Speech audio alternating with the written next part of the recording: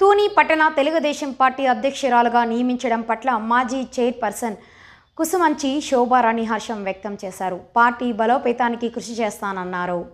తుని నియోజకవర్గంలో తెలుగుదేశం పార్టీలో మహిళల ప్రాధాన్యతను పెంచుతూ ప్రత్యేక కార్యాచరణను రూపొందిస్తున్నారు.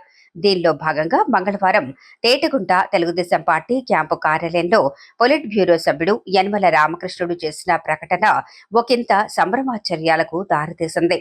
పార్టీ తుని పట్టణ అధ్యక్షులుగా ఎంతవరకు పురుషులకు ప్రాధాన్యతనిస్తూ వస్తున్నప్పటికీ ఆ పదవిని మాజీ చైర్పర్సన్ కుసుమంచి శోభారాణికి కేటాయించి అందరినీ ఆశ్చర్యంలో ముంచెత్తారు. దీనిపై శోభారాణి స్పందిస్తూ త్వరలో పదవీ బాధ్యతలు చేపడతారంటూ ఆనందం వ్యక్తం చేశారు. తనకు ఇచ్చిన బాధ్యతలను పార్టీ పటిష్టతకు శక్తివంచన లేకుండా కృషి చేస్తానన్నారు.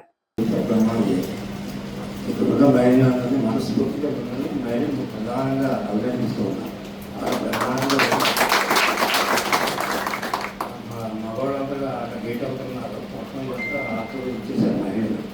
అంటే ఆ విధంగా మహిళా శక్తిని మనం ఎలక్షన్లో ఏదైతే అనుకున్నామో మహిళా శక్తిని పెంపొందించాలి.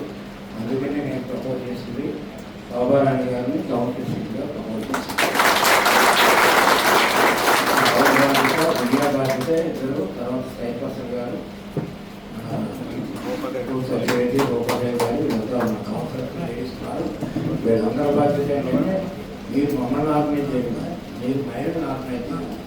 ఎందుకంటే ఏ మీటింగ్ చేసినా మహిళలు ఎక్కువ వస్తున్నారు. నేను ఫీలింగ్ వచ్చేట్టుగా నేను చేయవలసిన అవసరం ఉంది.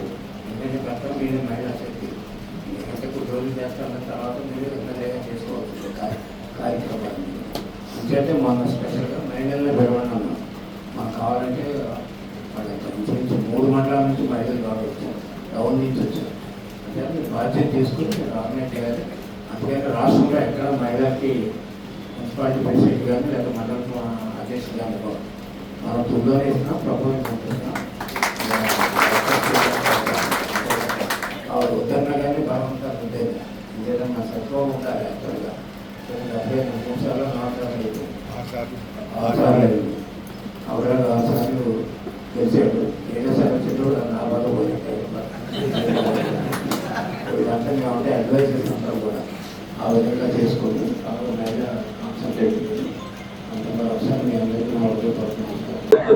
ఈరోజు తేటగుంట కార్యాలయానికి అందరూ రావడం జరిగింది.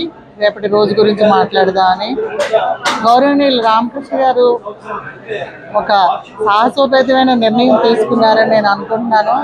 మా మీద నమ్మకంతో పట్టణ ప్రెసిడెంట్గా అధ్యక్షులుగా నియమించాలని ఆయన ప్రపోజ్ చేసినప్పుడు చాలా ధన్యవాదాలు. ఎందుకంటే ఒక మనిషి మీద నమ్మకం ఉంటేనే ఆ వ్యక్తి చేయగలరనే ఆలోచన ఉంటేనే ఆ బాధ్యత అప్పచెప్తారు. అటువంటి బాధ్యత తక్కువ టైంలో నేను ఈ పార్టీలోకి వచ్చినా నా మీద అంత నమ్మకాన్ని నిలబెట్టినందుకు చాలా సంతోషం, చాలా కృతజ్ఞతలు. ముఖ్యంగా మేడం దివ్య మేడం గారికి కూడా కృతజ్ఞతలు తెలియజేస్తున్నాను. వారి ఆలోచన మేరకు వారి ఆశీస్సులు తీసుకుంటూ వాళ్ళ సలహాలు తీసుకుంటూ ముందుకు వెళ్తాను. తప్పకుండా పార్టీని బలోపేతం చేయడానికి నా వంతు కృషి ఎప్పుడూ చేస్తాను.